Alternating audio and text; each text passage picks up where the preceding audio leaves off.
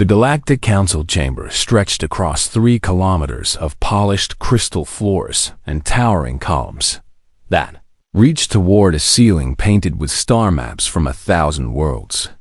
And Lara Mitchell sat in the human delegation chair, watching species from across the galaxy debate trade agreements with the same passion others might reserve for declarations of war. The Valorian Chancellor, a being of pure energy contained within a crystalline shell, gestured with appendages that flickered like lightning as he argued about shipping routes through the Andromeda Passage.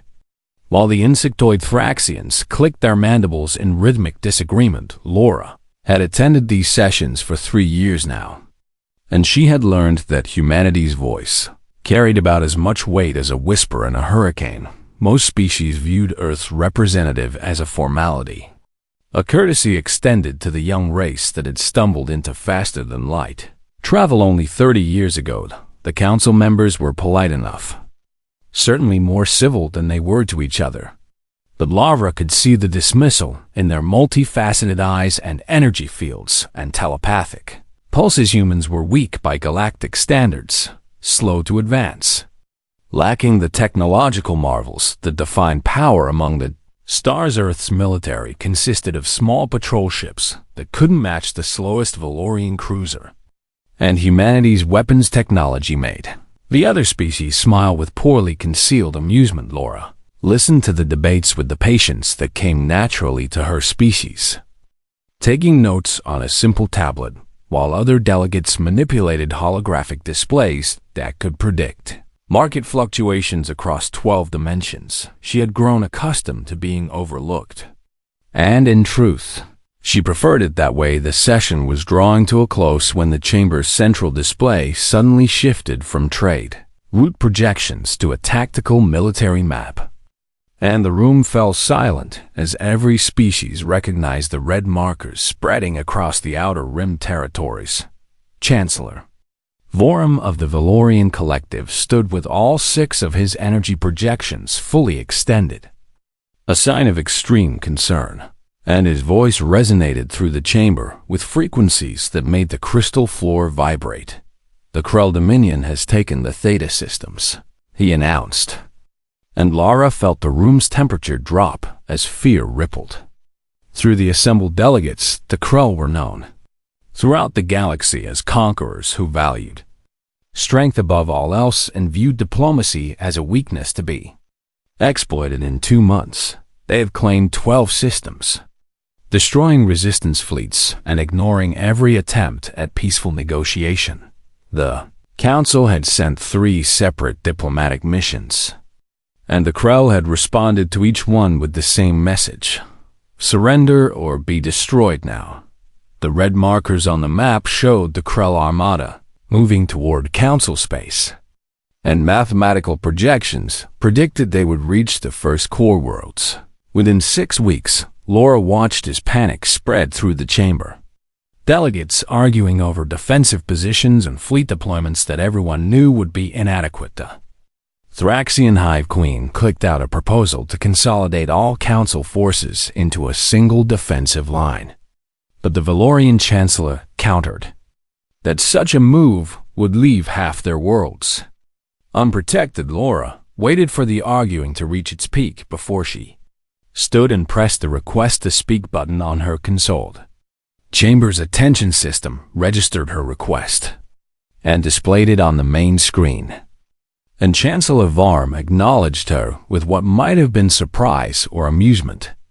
It was hard to tell with energy beings. Ambassador Mitchell, humanity wishes to contribute to this discussion, he asked, and Laura heard the subtle condescension in his translated voice. Earth would like to offer our assistance in the defense against the Krell advance, Laura said clearly, her voice calm and steady despite the weight of every species' attention suddenly focused on her. The chamber fell silent for exactly 3 seconds before several delegates began to laugh. Not cruelly, but with the kind of gentle amusement one might show to a child offering to help move furniture. Chancellor Vorum raised an appendage for silence and managed to compose himself into something approaching diplomatic neutrality. Ambassador Mitchell. Humanity's offer is appreciated and noted for the record, he said with practiced political courtesy. However, perhaps Earth's resources would be better utilized in preparing evacuation protocols for your border colonies, rather than military engagement. The Krell fleet consists of vessels that would require your entire planetary defense force just to match a single destroyer, added the Thraxian Queen. Her clicks translated into sympathetic tones. We would not want to see humanity sacrifice itself in a battle beyond its capabilities. Lavra nodded as if she had expected this response, and her expression remained neutral in a way that several delegates would later remember as unusual. I understand the Council's position, she replied. Earth will respect your decision and focus on our own preparations. She gathered her tablet and returned to her seat, while the Council resumed their increasingly desperate strategic planning. And no one noticed when she composed a brief message and sent it through the quantum communication network back to Earth. The message traveled faster than light across 30 parsecs of space and reached Admiral Kevin Bryant aboard the Orbital Command station that hung in synchronized orbit above Earth's North American continent. He read the message on his private terminal, his weathered face showing no emotion as he absorbed the 4 words Laura had sent. They refused. Proceed carefully. Kevin stood and walked to the observation deck where Earth turned below him in peaceful blues and greens and whites, the cradle of humanity appearing as serene as it had for millions of years. He looked past Earth toward the darkness beyond Mars, where the navigation charts showed nothing but empty space and asteroid fields. Computer, transmit activation code Omega-7 to Facility Prime, he said quietly. The computer acknowledged his command with a soft chime. And somewhere in the darkness beyond Neptune, in the frozen reaches where no ship had reason to venture, massive structures that had waited in silence for 300 years began to wake. Power systems that had maintained minimal operation for generations surged to full capacity, and engines larger than most space stations started their ignition sequences. The silent fleet, humanity's deepest secret, stirred in the darkness like a sleeping giant opening its eyes. Kevin sent a brief response back to Lavra. Protocol 7 approved. Maintain position and observe. He knew that within 72 hours the galaxy would learn what humanity had been building while the other species dismissed them as weak and primitive. The Council thought humanity was young and inexperienced, and they were right about the first, but catastrophically wrong about the second. Earth had learned from 10,000 years of human history that peace was a gift that required the strength to protect it. And humanity had spent 3 centuries preparing for the day when someone would mistake their desire for peace as an inability to wage war. Kevin looked out at the peaceful planet below and thought about all the children playing in parks who had no idea what moved in the darkness beyond their world. He thought about the billions of humans across dozens of colonies who lived their lives believing Earth had only a small defensive fleet. They were safer not knowing the truth, safer believing humanity was as weak as the galaxy assumed. The Krell would learn soon enough, and Kevin hoped that after they learned, they would live to share the lesson with others who might make the same mistake in the council chambers. Lavra Mitchell sat quietly and listened to species panic about an enemy they didn't know how to fight. And she felt a moment of genuine sadness that it had come to this. Humanity had hoped to never reveal what they had built in silence. But the Krell had made the choice for them. Soon the galaxy would see what humanity had hidden among the stars, and nothing would ever be the same again. The Valorian Fourth Fleet died in fire and silence. 1,200 ships reduced to expanding clouds of debris and frozen atmosphere in less than 20 minutes. And the Galactic Council received the distress signals 3 hours after the last Valorian ship had ceased transmitting. Chancellor Vorm stood before the emergency assembly with his energy form flickering. in patterns that translated as grief and terror, displaying tactical recordings of the battle that showed Krell warships tearing through Valorian shields as if they were made of paper. Laura Mitchell sat in her delegation chair and watched the recordings with the same calm attention she gave to trade disputes, her face revealing nothing while species around her wept or raged or calculated their own chances of survival. The Thraxian queen's clicking had become erratic and sharp, a sign of extreme distress in her species, while the crystalline Zephyrins had dimmed their inner light to the point of near invisibility in their version of mourning. The Fourth Fleet represented our strongest defensive force, Vorum announced, his voice carrying harmonics of despair. The Krell destroyed them with minimal losses, perhaps 50 ships out of their fleet of 4,000. Mathematical projections appeared on the central display, showing the Krell advance continuing unchecked through Council territory. And every calculation ended with the same conclusion: total defeat within 8 weeks. The Council dissolved into arguments that grew more desperate with each passing hour. Species proposing strategies that everyone knew would fail, and making promises of reinforcements that would arrive too. Late to matter, Laura raised her hand to request recognition, but received no acknowledgement. The Council, too consumed by panic to notice the human delegate, she lowered her hand and returned to making notes while the galaxy prepared to burn 3 days after the Fourth Fleet's destruction.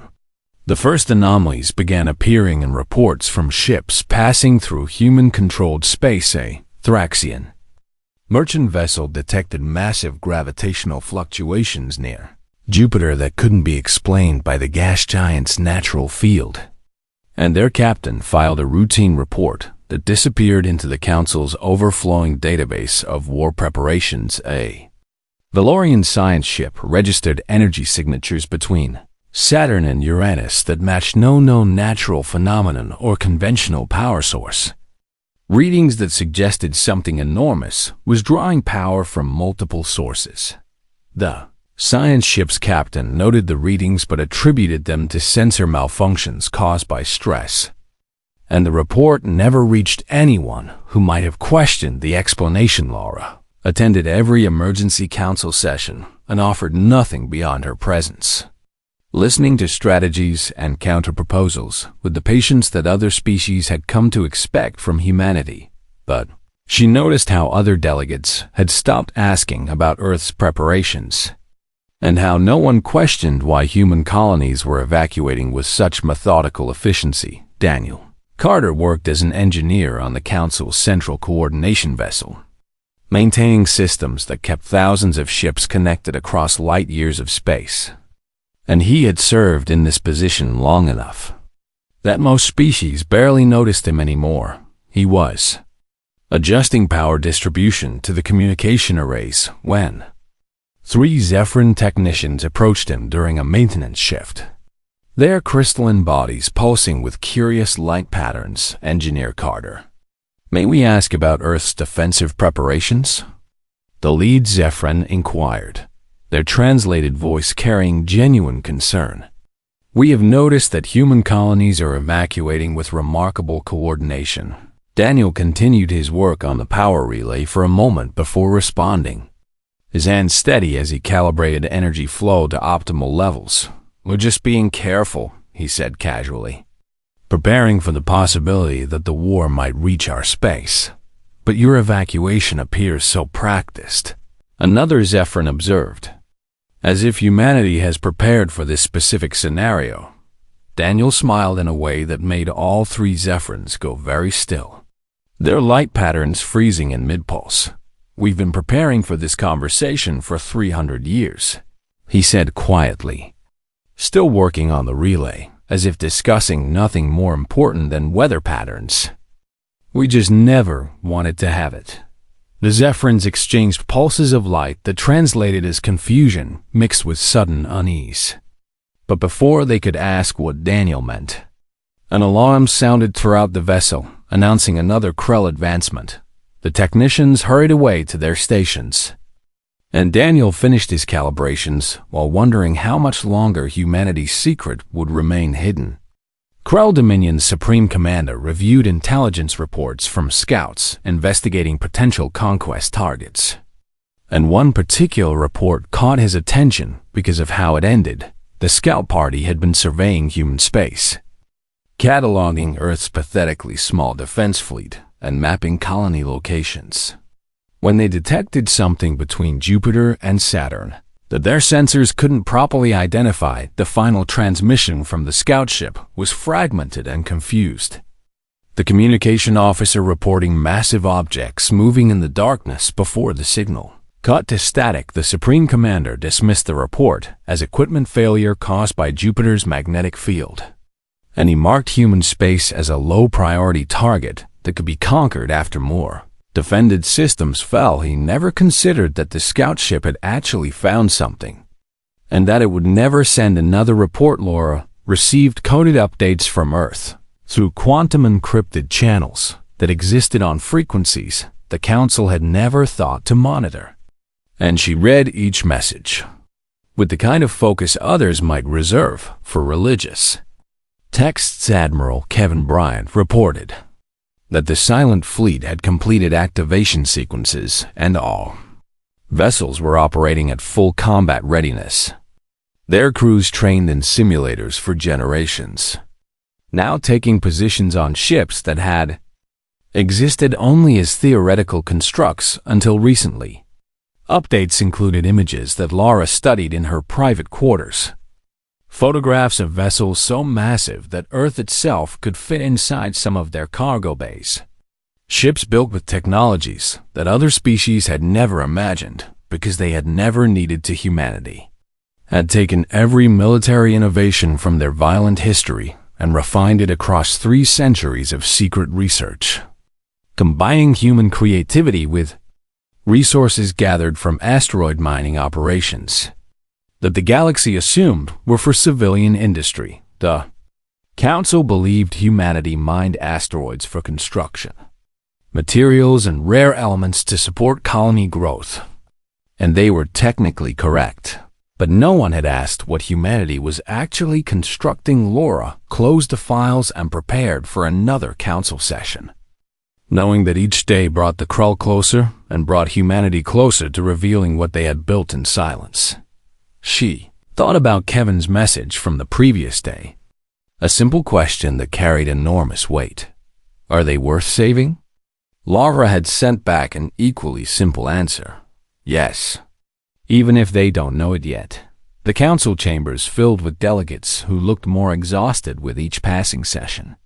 Species that had never faced a threat they couldn't negotiate or intimidate, now confronting an enemy that recognized only strength. Laura took her seat and waited, watching the Krull advance markers creep closer on the tactical displays, knowing that soon Chancellor Varm would have no choice but to accept humanity's help. She had been authorized to offer Earth's assistance only once, and the Council had refused. But protocol allowed for one more offer under specific circumstances. Those circumstances would arrive when the Council faced total defeat with no alternatives remaining. And Laura estimated that moment would come within 48 hours based on current Krull advancement rates in the darkness beyond Neptune. The Silent Fleet conducted final system checks and waited for orders that would change everything. Admiral Kevin Bryant stood on the bridge of a ship called Sanctuary, a vessel 3 times the size of the largest Krull dreadnought, and he looked at tactical displays showing 96 other ships like it positioned throughout the outer solar system. Each ship carried weapons that could shatter moons and engines that could outrun anything in known space, and every captain had memorized the protocols that governed when and how these weapons could be used. Humanity had built the Silent Fleet not for conquest but for protection, and the difference mattered more than the galaxy would initially understand. Kevin sent a brief message to all ship commanders: prepare for revelation. Remember who we are and why we exist. 96 captains read the message and responded with acknowledgement. And the silent fleet waited in silence for the galaxy to learn what humanity had hidden among the stars. The Krell Supreme Commander's ultimatum arrived at the Galactic Council through every communication channel simultaneously, a message designed to demonstrate dominance and eliminate any hope of ignoring its contents. Chancellor Vorum played the recording for the assembled delegates, and the Supreme Commander's voice filled the chamber with the kind of certainty that came from never having experienced defeat species of the Galactic Council. Your resistance is futile, and your military forces are pathetic. The translation rendered his words with brutal clarity. You have 48 hours to surrender all territories and submit to Dominion authority.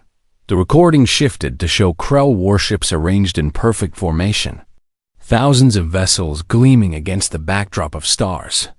And the Supreme Commander's image reappeared with what might have been a smile on his predatory features.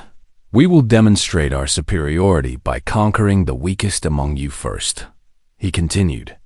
And Lara Mitchell felt the attention of every delegate shift toward her. The humans will serve as an example of what happens to species who believe they can resist the Dominion.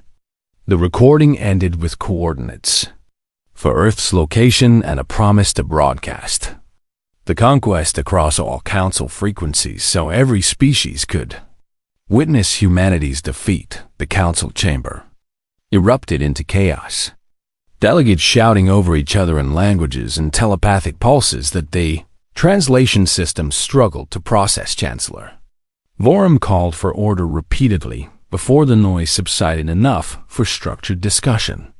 And Lara noticed how many species were looking at her with expressions that translated as pity mixed with relief that the Krell had chosen someone else as their first target. We cannot allow this, the Thraxian Queen declared, her mandibles clicking with agitation. Even if Earth lacks military strength, they are members of this council.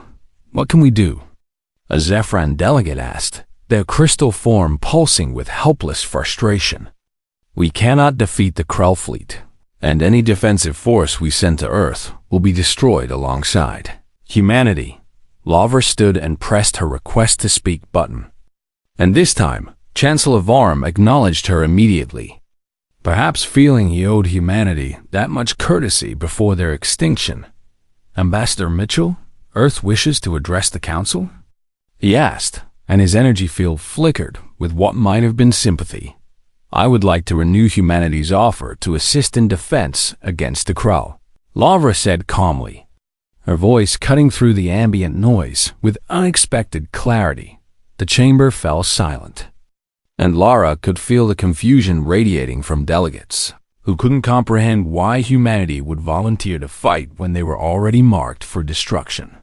Ambassador, with respect, Vorum said gently, Earth's military forces would not survive contact with even a small portion of the Krell Armada.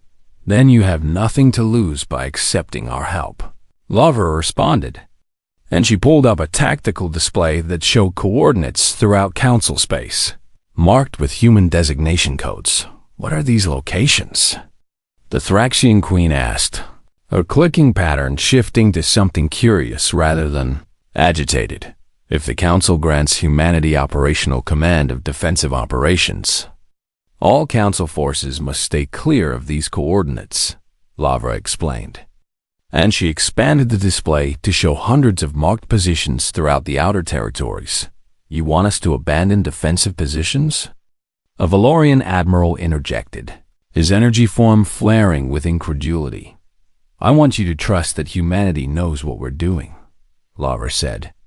And something in her tone made several delegates lean forward with sudden attention. Chancellor Vorum looked at the tactical display and then at Lara, and she could see him calculating the odds of various scenarios in his highly advanced consciousness. The Council had no other options, no strategies that showed even a slight chance of success. And if humanity wanted to throw themselves into a suicidal battle, perhaps it would at least delay the Krell long enough for other species to prepare final evacuations. Very well, Vorum announced after conferring briefly with senior council members. Humanity is granted operational authority for defensive coordination. All council forces will maintain positions clear of the designated coordinates. Thank you, Chancellor, Laura said. And she transmitted a single word through her encrypted quantum. Channel back to Earth. Unleash. Admiral Kevin Bryant received the authorization while standing on the bridge of Sanctuary, and he took a moment to look at the faces of his command crew before giving the order that would change galactic history. All ships, activate full power systems and prepare for combat operations, he said clearly, his voice carrying the 96 other bridges through instantaneous quantum communication. Proceed to designated emergence coordinates throughout the outer solar system. The Silent Fleet powered up systems that had waited in darkness for 300 years, and engines that could tear holes in space-time began their activation sequences. The ships moved with a grace that seemed impossible for vessels of their size, accelerating to speeds that conventional physics said should rip them apart. But humanity had learned to manipulate gravitational fields in ways other species had never imagined. They had studied every war Earth had ever fought and learned that surprise was often more valuable than superior numbers. And they had built accordingly. The Krell Armada entered council space with the confidence of predators who had never encountered prey capable of fighting back. Their 4,000 warships maintaining formation while their Supreme Commander broadcast his approach on all frequencies so every species could witness the beginning of their subjugation. Krell tactical officers monitored sensor readings that showed the expected council defense fleet positioning exactly where intelligence had predicted. Weak formations that would collapse under the first assault. Supreme Commander, we are detecting unusual readings in Sector 7. A sensor technician reported, confusion evident in his tone. Define unusual, the Supreme Commander ordered, his attention focused on calculating the optimal approach vector for maximum psychological impact. Multiple large objects emerging from faster-than-light travel, the technician replied, his confusion shifting to alarm. Extremely large objects. Sir, the main display shifted to show what Krell sensors were detecting, and the Supreme Commander felt something he hadn't experienced in decades. Uncertainty ships were appearing in the darkness between worlds, vessels that matched no configuration in Krell intelligence databases. And the size readings suggested sensor malfunctions, because nothing should be that massive. How many contacts? The Supreme Commander demanded. 97 and still counting, the technician responded, his voice rising with each word. Supreme Commander, these vessels are each larger than our dreadnoughts. Admiral Kevin Bryant watched the Krell fleet on his tactical display and felt a weight settle on his shoulders that had nothing to do with combat acceleration. He was about to reveal what humanity had built in secret, and there would be no going back from this moment. All ships, weapons free, he transmitted to the fleet. Target their engines and weapons systems. Minimize casualties where possible. 96 captains acknowledged the order and prepared to fire weapons that no other species had seen before. Weapons that humanity hoped would end the war quickly enough that mercy would still be possible. Supreme Commander, the unknown vessels are powering weapons, the Krell sensor technician reported, and his voice carried the kind of fear that came from finally recognizing a superior predator. The Supreme Commander opened a communication channel to the approaching human fleet, intending to demand identification and assert dominance. But the message he received from Admiral Kevin Bryant cut off his planned speech. Krell warships, you threatened to conquer Earth and promised to use humanity as an example. Kevin's voice came through with perfect clarity. Now you will learn why we chose silence over boasting, and why we built what we hid in darkness. The first salvo from the Silent Fleet lit up space with energies that Krell sensors couldn't properly categorize, and the Supreme Commander watched in horror as his forward battlegroups simply ceased to exist, not destroyed in conventional terms, but torn apart by weapons that manipulated gravity itself, crushing warships into singularities smaller than atoms before dispersing the compressed matter across light years. The Krell Armada, which had conquered 12 systems without significant resistance, discovered what it meant to face an enemy that had spent 3 centuries preparing for war while maintaining the appearance of peace. Laura Mitchell sat in the council chamber and watched the tactical displays update with information being transmitted from the battle. And she saw the exact moment when every delegate realized that humanity had lied through omission for 30 years. Chancellor Vorum turned to look at her with his energy form pulsing in patterns that translated as shock and something approaching betrayal. "What have you done?" he asked, though his tone suggested he was really asking what humanity had been doing all along. "What we needed to," Lawver replied quietly. "What we hoped we would never have to reveal." The Krell fleet's second wave attempted a tactical withdrawal, their commanders recognizing too late that they faced something beyond their combat doctrine's ability to counter. But the silent fleet moved with impossible speed and precision. Admiral Kevin Bryant coordinated the engagement from Sanctuary's bridge while monitoring casualty reports that he wished showed higher numbers on the human side and lower numbers on the Krell side. Though he knew the mathematics of war favored overwhelming force applied with surgical precision. "Target their propulsion systems," he ordered, for the 3rd time in 10 minutes, emphasizing to his weapons officers that disabled ships were preferable to destroyed ones. "I want survivors who can tell their people what happened here."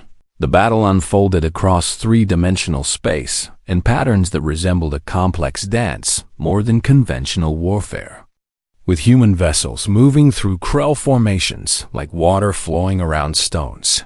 Krell tactical officers attempted to analyze human ship movements and predict attack vectors, but their computers couldn't process maneuvers that violated every principle of known physics.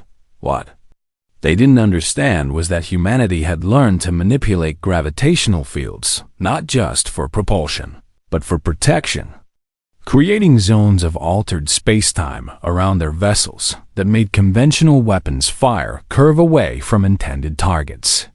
The Silent Fleet's weapons demonstrated technologies that the Galactic Council had never imagined possible, and watching species began to understand the true scope of what humanity had hidden: gravity lances that could compress matter to the density of neutron stars, creating temporary singularities that consumed everything within their effective radius before safely dissipating energy beams that didn't just penetrate shields, but collapsed the quantum fields that generated them, leaving enemy vessels defenseless before secondary weapons disabled their critical systems. Kinetic projectiles accelerated to relativistic speeds through gravity manipulation, traveling so fast that they arrived before sensors could detect their launch, each impact releasing enough energy to vaporize battleships. But more disturbing to observers than the weapons themselves was how humanity used them with restraint that bordered on theatrical. Council delegates watched tactical feeds showing human vessels deliberately missing vital systems, choosing to disable rather than destroy, targeting engines and weapons while carefully avoiding crew compartments. Laura Mitchell stood before the emergency council session that had convened within an hour of the battle's beginning, and she faced questions that came in every language and telepathic frequency the galaxy knew. "How long have you possessed this technology?" Chancellor Vorum demanded, his energy form fluctuating with patterns that translated as betrayal and anger mixed with awe. "We began construction of the Silent Fleet 287 years ago," Lawver replied with the calm directness that had characterized all her council appearances. "Shortly after humanity achieved faster-than-light capability and discovered we were not alone in the universe. You lied to us. a Thraxian delegate accused, mandibles clicking with agitation. For 3 decades, you presented yourselves as weak and primitive. We never lied, Lavra corrected gently. We simply didn't advertise everything we were capable of achieving, which is not the same as deception. She activated a holographic display that showed Earth's solar system, and the image zoomed out to reveal structures hidden throughout the outer planets that Council surveys had somehow never detected manufacturing. Stations buried inside asteroids that had been mining and processing materials for centuries. Their operations camouflaged as natural geological activity shipyards constructed within the rings of Saturn and Uranus.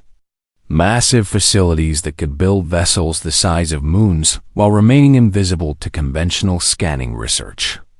Installations on remote moons where human scientists had pushed the boundaries of physics far beyond what other species had achieved, driven by the knowledge that Earth's survival might one day depend on technological superiority.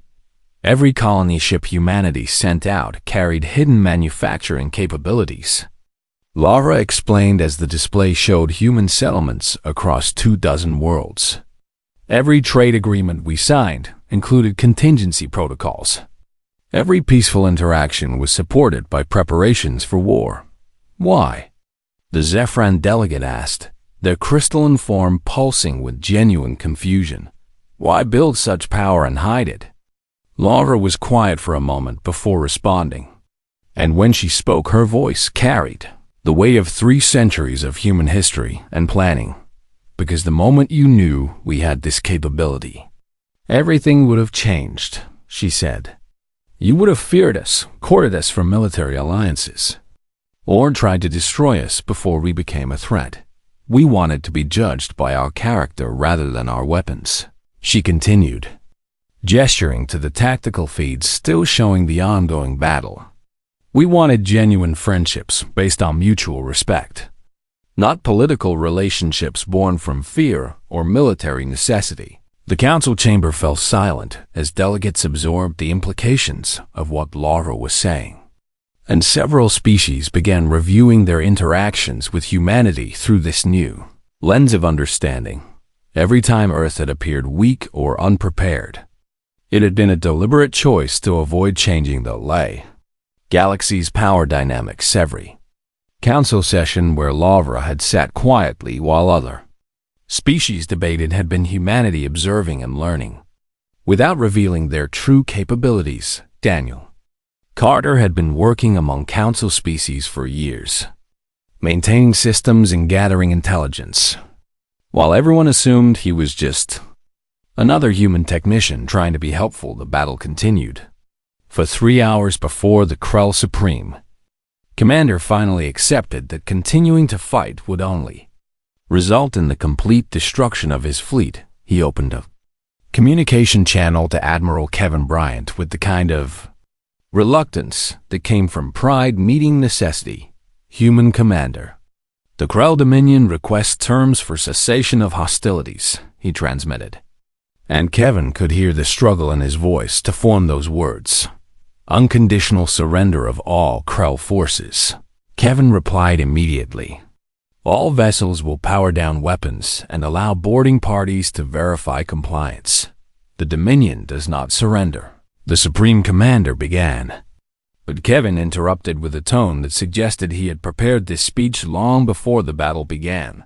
You threatened to conquer Earth and use humanity as an example, Kevin said, his voice carrying across open channels that half the galaxy was monitoring. You mocked our desire for peace and promised to broadcast our defeat. Now you will surrender unconditionally, or I will reduce your fleet to atoms. The tactical display showed the Krell fleet's remaining ships, less than half their original strength, surrounded by human vessels that could destroy them at any moment. The Supreme Commander looked at his displays and recognized the mathematics of an unwinnable situation, and he gave the order that no Krell commander had given in living memory. All Krell vessels, stand down and await boarding, he transmitted, and the pride in his voice died with each word. Within minutes, human marines were docking with Krell vessels, and Council observers watched in amazement as the first priority wasn't securing weapons or taking prisoners, but establishing medical triage for Krell. Wounded Admiral Kevin Bryant transmitted orders throughout the fleet that every Krell casualty was to receive the same medical care as human wounded, and he sent teams of human doctors and medical supplies to Krell ships where life support had been damaged. Galactic Council watched humanity achieve overwhelming military victory and then immediately extend compassion to their defeated enemy. And the cognitive dissonance was almost too much for some species to process. Laura received a message from Kevin through their quantum link.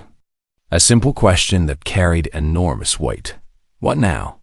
She looked around the council chamber at species who had dismissed humanity for decades and now stared at her with mixtures of fear, respect, and confusion. Now we show them who we really are, she transmitted back. And she prepared to address the council with honesty that would shape the galaxies. Future Chancellor Vorem called for order as delegates argued among themselves about implications and potential responses. And his energy form pulsed with authority until the chamber quieted. Ambassador Mitchell? The Council demands a full accounting of Earth's military capabilities and strategic intentions, he stated formally. Though his tone suggested he wasn't sure he actually wanted to know the answers, Laura stood and faced the assembled delegates with the same calm demeanor she had maintained for 3 years.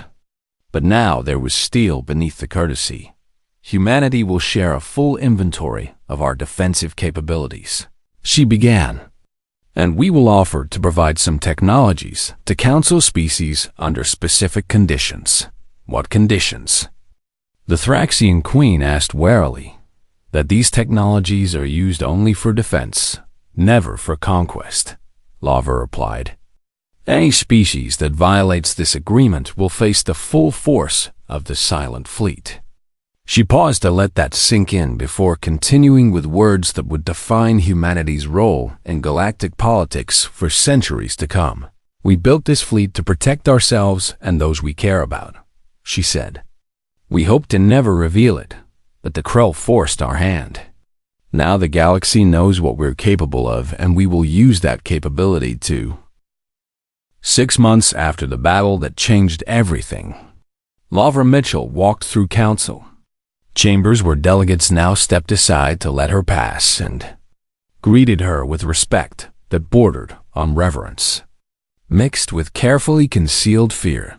The Krell Supreme Commander had surrendered unconditionally, and Admiral Kevin Bryant had shocked the galaxy by immediately beginning rescue operations for Krell survivors rather than executing prisoners or demanding reparations. Human medical teams had worked alongside Krell doctors to save lives on both sides of the conflict, and every species that witnessed this display of compassion had been forced to reconsider their understanding of what strength actually meant.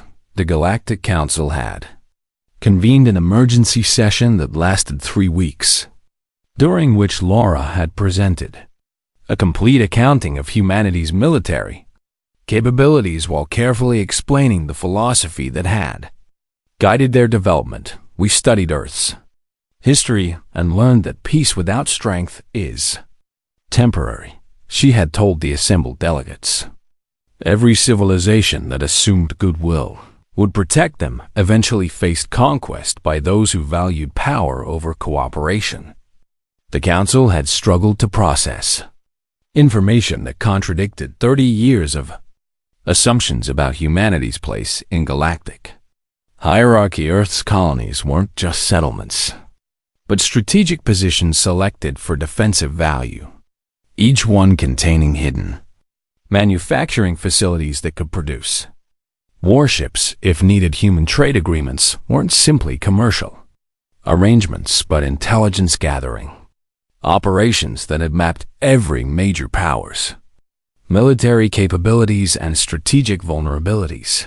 The peaceful scientists and engineers humanity had sent to work among other species had been trained observers who reported back information that helped refine defensive strategies. Laura had watched council members cycle through emotions ranging from betrayal to grudging admiration as they realized how thoroughly humanity had prepared for scenarios no one believed would occur. Chancellor Varm had been particularly vocal in his conflicted response, his energy form flickering between anger at the deception and relief that Earth's power was directed toward defensive rather than aggressive purposes. How can we trust species that hid such capabilities from us? He had demanded during one heated session.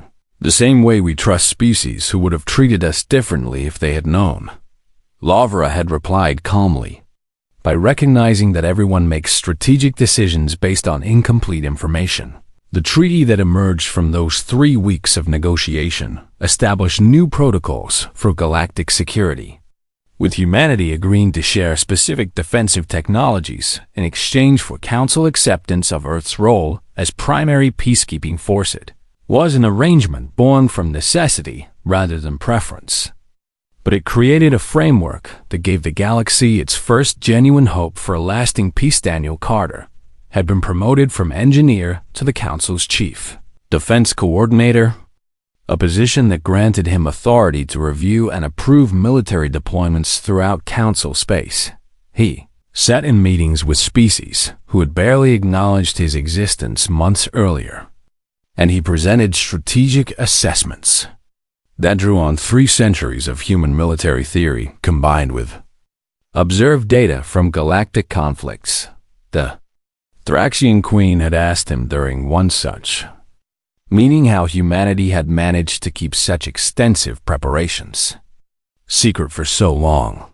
We learned from watching other species make the mistake of announcing their capabilities before they were ready to defend them, Daniel had explained. Every war in galactic history started because someone believed they could win. We made sure no one would believe they could win against Earth. The technologies humanity shared with Council species were carefully selected to enhance defensive capabilities without enabling aggressive expansion. And every transfer came with monitoring protocols that the Silent Fleet would enforce gravity shield generators that could protect civilian populations but required too much power to be practical for warship use. Early warning sensor networks that could detect hostile fleet movements but couldn't target offensive weapons. Medical technologies that could treat injuries from advanced weapons but provided no tactical advantage in combat. Species that accepted these technologies found their defensive capabilities significantly enhanced, while those who attempted to reverse engineer offensive applications discovered that human engineers had built-in safeguards that made such efforts futile or dangerous. The Krell Dominion had been offered the same technologies as other species, along with reconstruction assistance that the Supreme Commander had initially refused out of wounded pride. Kevin Brian had personally traveled to the Krell homeworld to meet with their leadership, and the conversation that followed had been recorded and studied by military strategists across the galaxy. We defeated you because we were better prepared, not because we are inherently superior, Kevin had told the Krell Council. Your mistake was assuming that peaceful behavior meant weak capability, and that is a lesson worth learning without further bloodshed. The Krell had eventually accepted humanitarian aid and defensive technologies, and their integration into the new galactic security framework had been slower than other species, but ultimately successful. Laura stood before the Council now 6 months after revelation, and presented quarterly reports on the Silent Fleet's activities with the same calm professionalism she had always demonstrated. The fleet had intercepted 3 attempted pirate raids on remote colonies, disabled the vessels without casualties, and delivered the raiders to appropriate legal authorities. They had assisted with disaster relief on 2 worlds struck by natural catastrophes, using their massive cargo capacity to transport supplies and their advanced sensors to locate survivors. They had maintained patrol routes throughout Council space that deterred aggressive action simply through their presence. And every species had learned that human vessels appeared wherever stability was. Threatened Chancellor Vorum acknowledged Laura's report and then asked a question that had been building throughout the session. Ambassador Mitchell, the Council wishes to know humanity's long-term strategic intentions, he said formally. Now that you have revealed your capabilities, what role does Earth envision in galactic affairs? Lavra had been expecting this question and had prepared her answer through extensive consultation with Earth's government and Admiral Bryant. Humanity's primary goal remains unchanged from the day we joined this council, she began.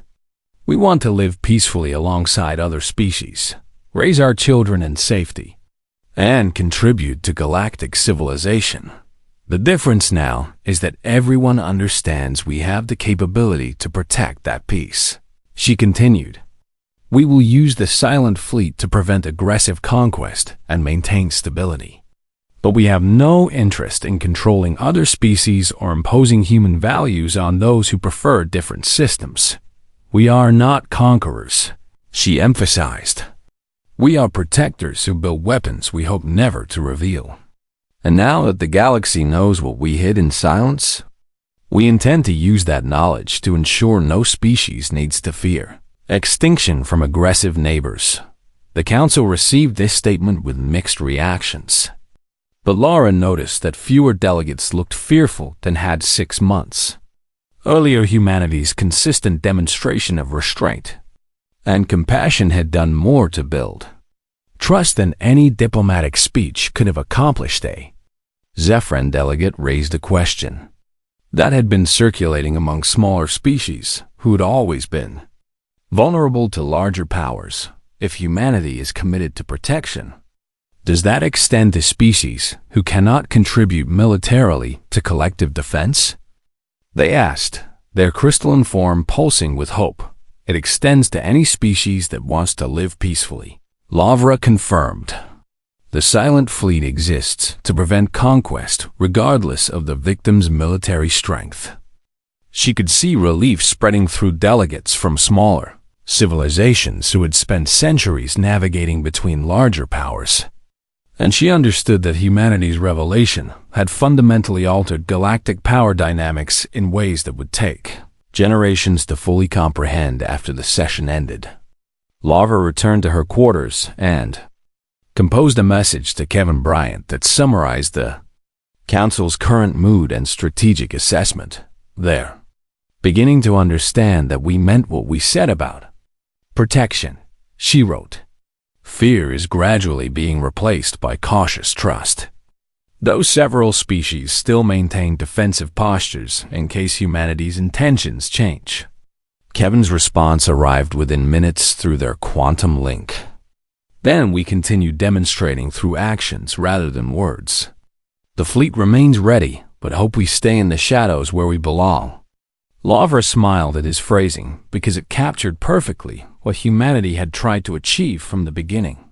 They had built overwhelming force specifically so they could avoid using it. Created weapons of unimaginable power precisely because they understood the responsibility that came with such capability.